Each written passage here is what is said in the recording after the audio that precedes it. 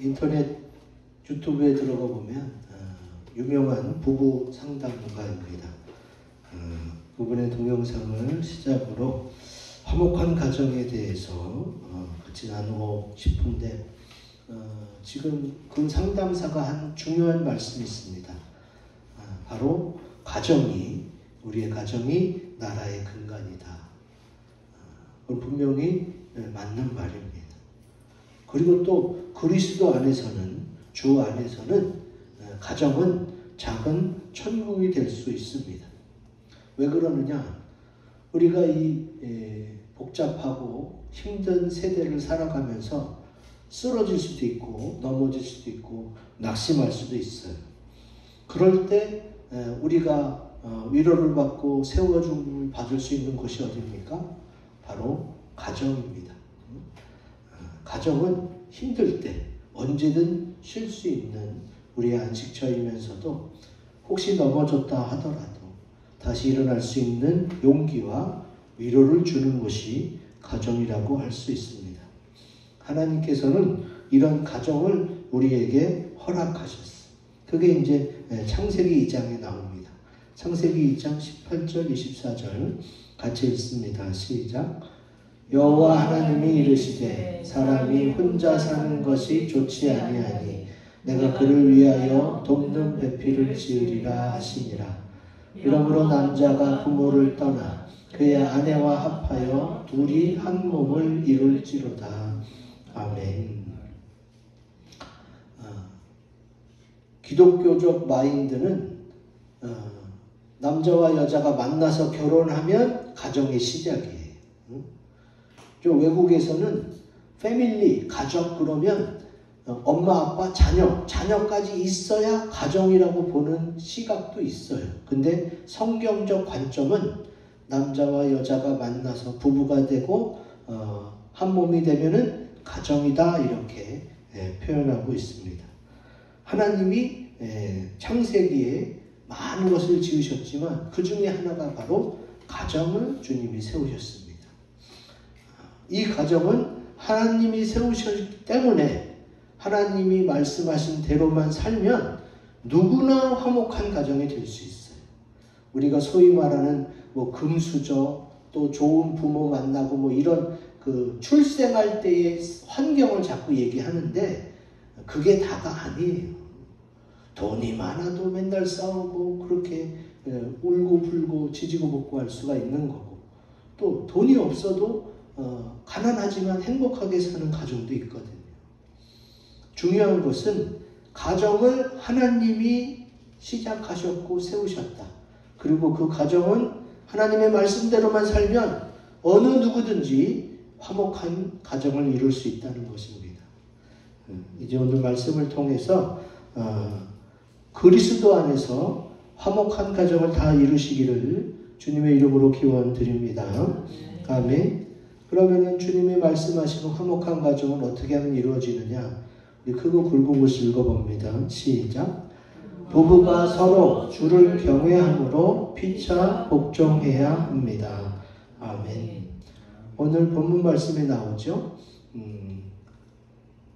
그런데 오늘 본문 말씀은 6장부터 봤어요. 저희가 6장 1절에서 4절 봤는데 에베소서 5장 21절부터 계속 화목한 가정에 대해서 주님이 말씀하세요.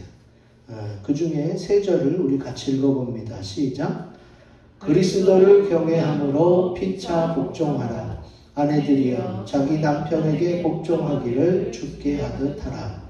남편들아 아내 사랑하기를 그리스도께서 교회를 사랑하시고 그 교회를 위하여 자신을 주심같이 하라. 아멘. 오늘 우리가 성경 본문 말씀으로 정한 것은 에베소서 6장 1절에서 4절인데 에베소서 5장 중반부부터 21절부터 화목한 가정에 대해서 주님이 계속 말씀하고 있습니다. 그 가정이 화목하려면요, 먼저 그 부부 사이가 좋아야 돼요.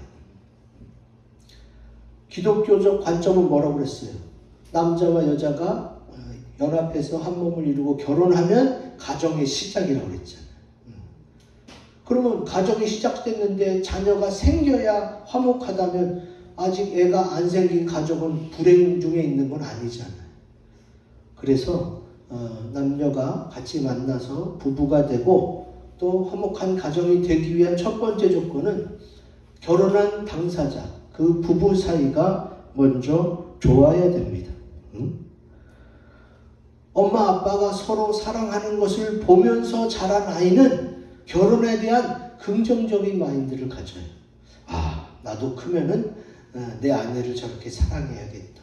나도 커서는 내 남편을 저렇게 존경하고 또 사랑하면서 알콩달콩 재밌게 살아야겠다. 이런 부모의 행복한 모습을 보고 자녀들이 결혼에 대한 소망과 희망을 갖기 시작합니다. 근데 반대로 이제 폭력 가정, 또 불륜으로 인한 브로큰 패밀리, 깨진 가정, 이런 안 좋은 가정에서 자란 아이들은 어떻게 해요? 결혼에 대한 환타지, 환상이 별로 없어요. 있어도 계속 자기가 노력하고 애써야만 그것을 꿈꿀 수 있게 되는 거지. 그래서 에베소 5장 마지막 부분에 또 이런 말씀이 나옵니다. 31절에서 33절 같이 읽습니다. 시작. 그러므로 사람이 부모를 떠나 그의 아내와 합하여 그 둘이 한 육체가 될지니 이 비밀이 크도다. 나는 그리스도와 교회에 대하여 말하노라. 그러나 너희도 각각 자기의 아내 사랑하기를 자신같이 하고 아내도 자기 남편을 존경하라. 아멘. 자, 31절 많이 봤던 말씀이죠. 우리가 좀 전에 읽은 부모를 떠나 그의 아내와 합하여 한 육체가 된다. 이거 창세기에 우리가 읽은 말씀, 하나님이 처음 가정을 허락하실 때 그 말씀이잖아요. 그 말씀을 다시 사도 바울이 에베소 교회에 편지하면서 인용한 거예요. 가정의 근간, 가정이 세워지는 거 뭐가 중요하냐? 둘이 합하는 거다. 부부가, 남자 여자가 서로 어떻게 해요? 원래부터 잘 맞춰진 그런 열쇠와 자물쇠는 아니에요. 수십 년간 각자 따로 살다가 이제 사랑해서 같이 맞춰가는 거니까 열쇠와 자물쇠처럼 아주 딱 들어맞는 건 아니다. 근데 뭐다? 서로 사랑하기 때문에 맞춰가는 것이다. 근데 그 전제 조건이 뭐예요? 부모를 떠나는 거예요. 여러분, 우리나라처럼 유교적 사회에서는 그것이 굉장히 어렵습니다. 왜냐하면 우리 유교는 강조하는 게 효거든요. 효도를 강조하는 문화권에서 어머니 아버지를 제외하고 너랑 나랑만 알콩달콩 잘 살면 된다? 이런 가치관이 받아들여지기 어려워요. 그래서 한 3, 40년 전만 하더라도요, 결혼할 때 뭐 부모님을 안 모시느니 뭐 분가해서 사느니 이런 얘기를 입 밖으로 꺼내기가 굉장히 어려웠어요. 3, 40년 전만 하더라도.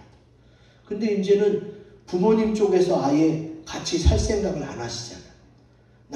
우리는 됐으니 너희들만 행복하게 잘 살면 된다. 그래서 이제 결혼해서 부모님이랑 같이 사는 경우는 거의 없어요. 그런데 어때요? 옛날보다 이혼율은 높아졌어요. 아니, 그러면 성경적으로 사람이 부모를 떠나서 그의 아내와 합하여 한 육체가 되면은 기독교적 관점에서 더 잘 돼야 되는 거 아니냐? 왜 말씀대로 했는데 더 안 좋아졌느냐?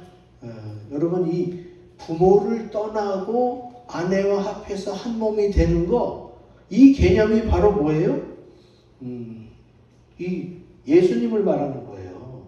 예수님이 어떻게 했어요?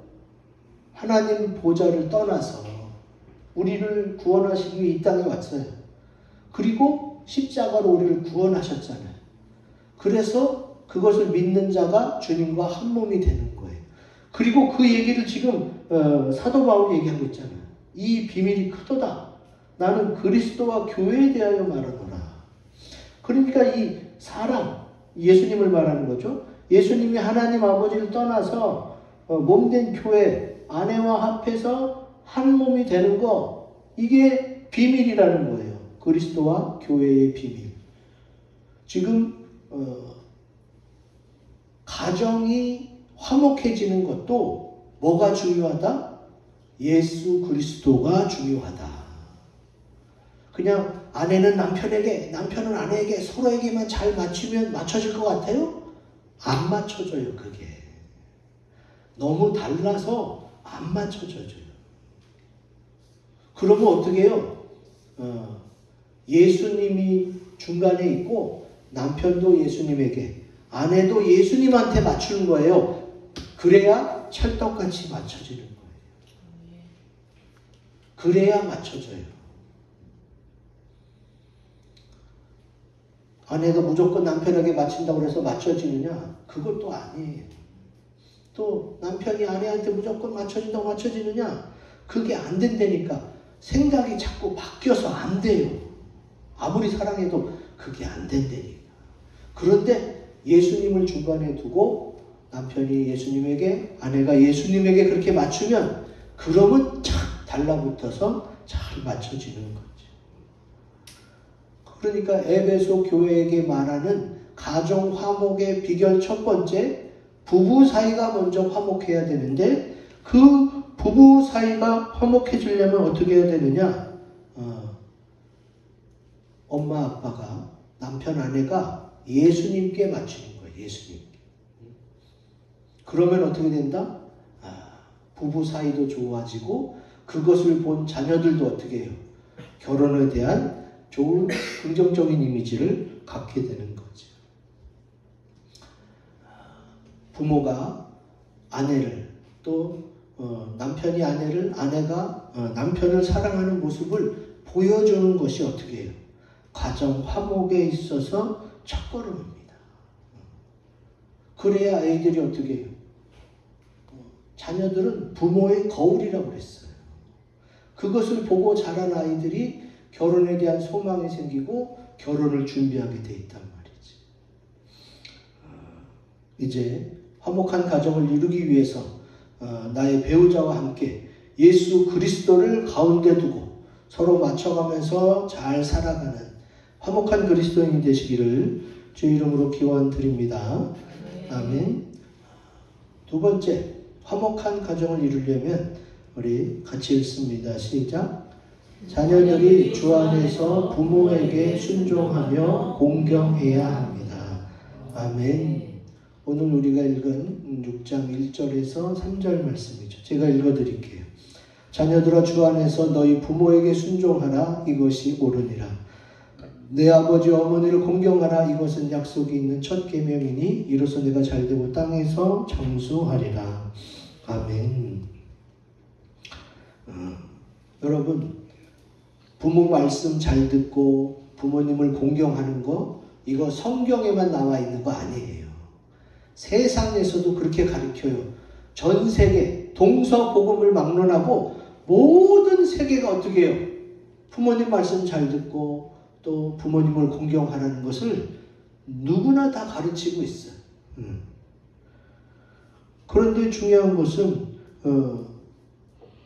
너무나도 당연하고 자연스러운 이것을 이 화목한 가정이 이루어지려면 어떤 환경이 조성돼야 되느냐?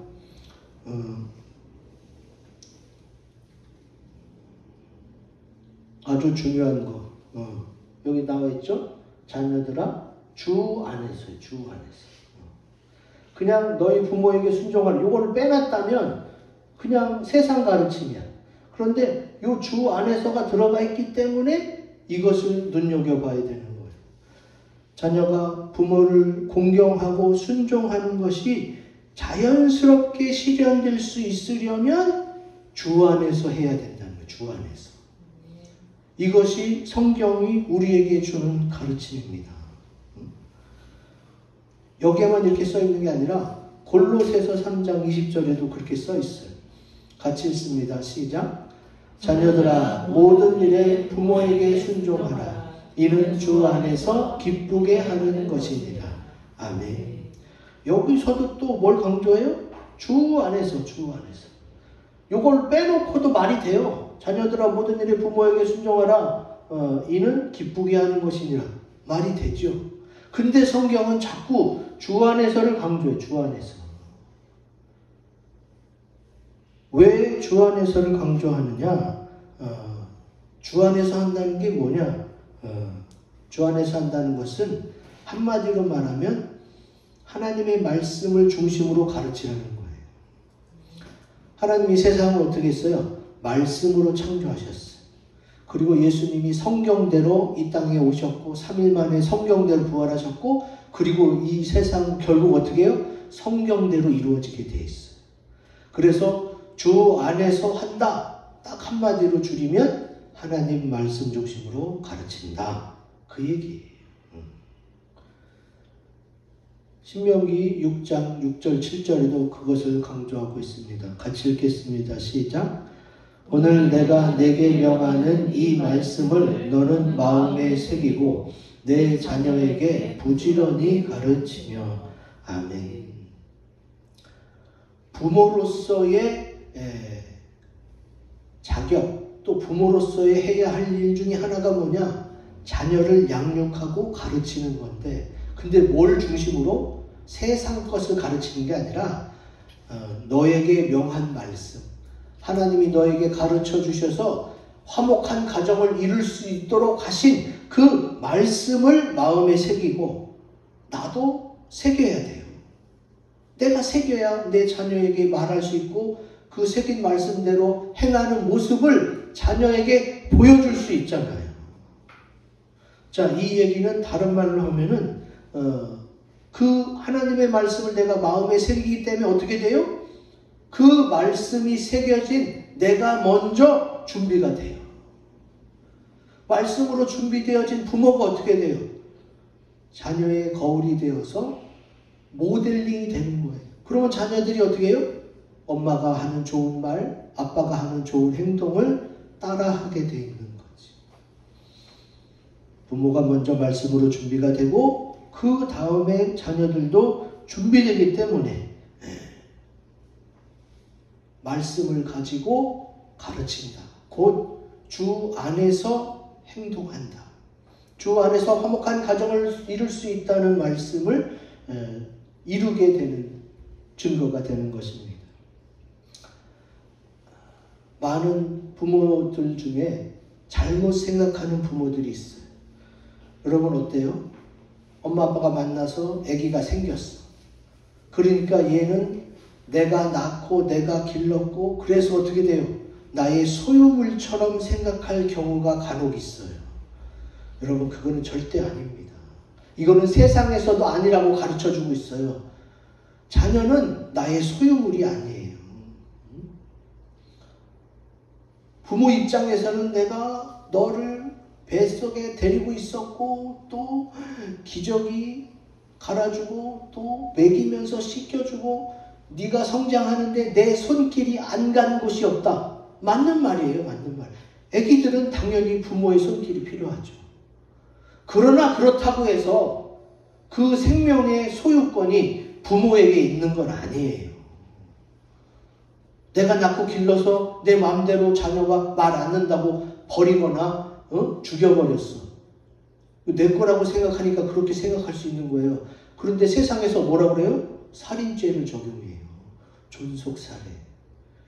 내가 낳고 길렀고 내가 생명을 줬지만 내게 아니에요. 어엿한 하나의 영혼을 가진 생명체고 내가 낳고 길렀지만 내 소유물이 아니라는 거예요. 세상에서도 이렇게 가르치는데 예수 믿는 사람이 이렇게 생각하면 안 돼요. 내가 못한 것을 내 자녀를 가르쳐서 내가 반드시 검사, 판사, 의사를 만들리라. 이런 부모의 바람이 있을 수는 있지만 그것을 막 강요하고 또 애가 싫어하는데 그것을 하라고 밀어붙이고 그러면 안 된다는 거예요. 이게 다 어디서 내 소유물이라는 개념. 내가 못했던 것을 얘한테 다 해주고 싶어하는 그 부모의 욕심에서 비롯된 것이기 때문에 그런 생각은 절대 하면 안 됩니다. 어떤 생각을 가져야 돼요? 하나님이 내게 잠시 맡겨두신 하나님의 자녀라는 생각을 늘 해야 돼요. 그렇지 않으면 어떻게 돼요?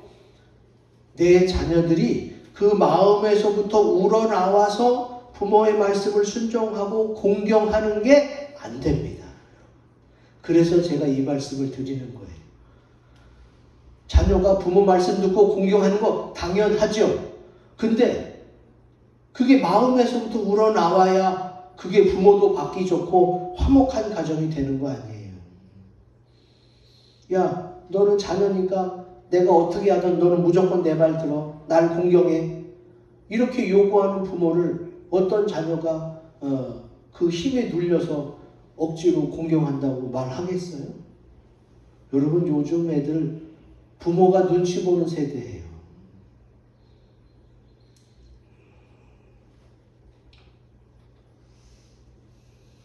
자녀들을 절대 내 소유물로, 개인의 소유물로 여기지 않고 하나님이 내게 잠시 맡겨둔 하나님의 자녀로 생각할 때에 더 잘 양육할 수가 있어요.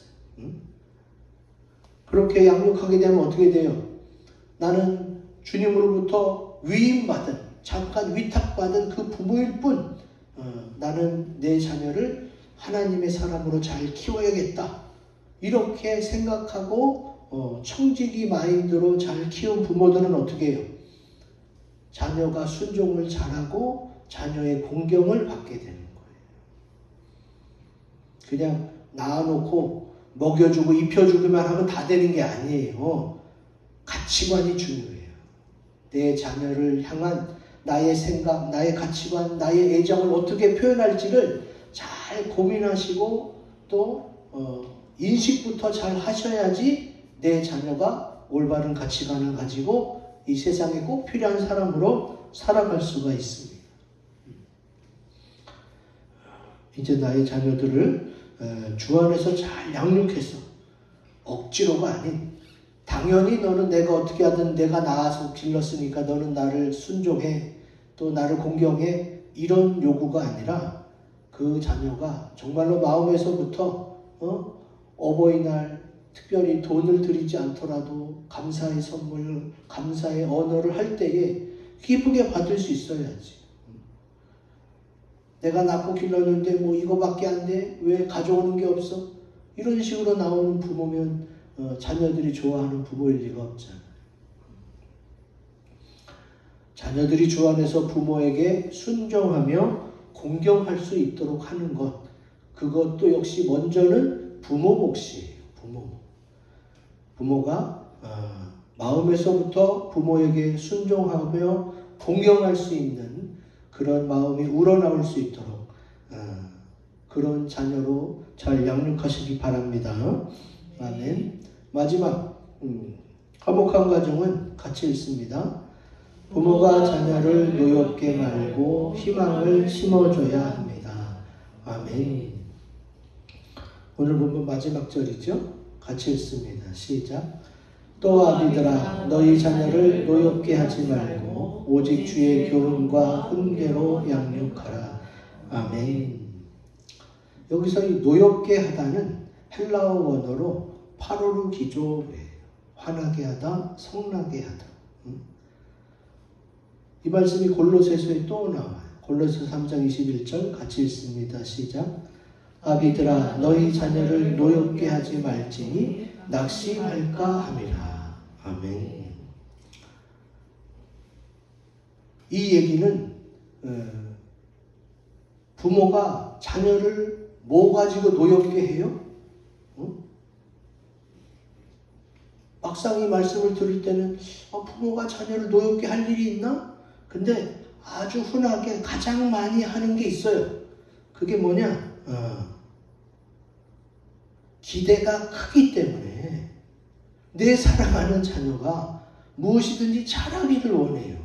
근데 내 자녀가 무엇이든지 다 잘하는 게 가능해요? 그거는 절대 불가능해요. 어떤 사람이 모든 걸 다 잘합니까? 그런 사람은 없어요. 근데 부모 마음은 어때요? 다 잘했으면 좋겠어요. 다 잘했으면 좋겠어요. 그러니까 그 기대가 크기 때문에 그런 건데 그럴 수가 없다는 것을 받아들이고 어떻게 해요? 내 자녀가 혹시 못하는 게 있어도 또 다른 애들에 비해서 조금 부족하고 떨어지는 것이 있어도 어떻게 해요? 그것을 가지고 노엽게 하면 안 돼요.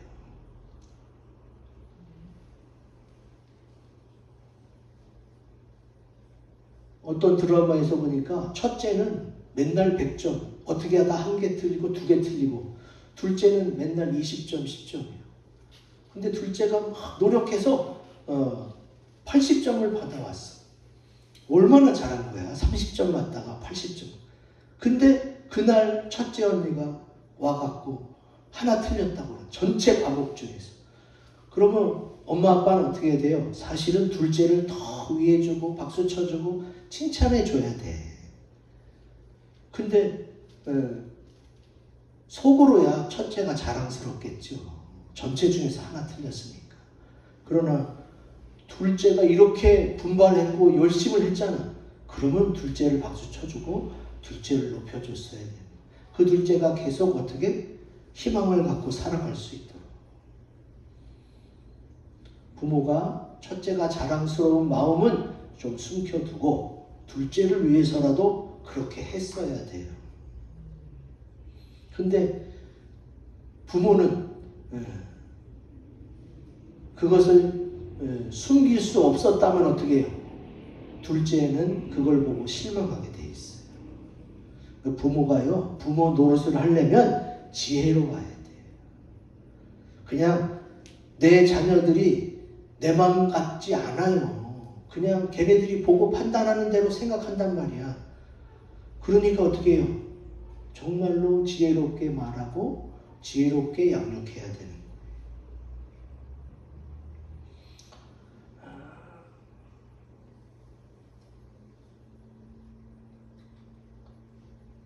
내 자녀는 나에게만 소중해요? 아니에요. 이 사회의 구성원이 될 미래의 기둥이란 말이에요. 자라나는 새싹이에요.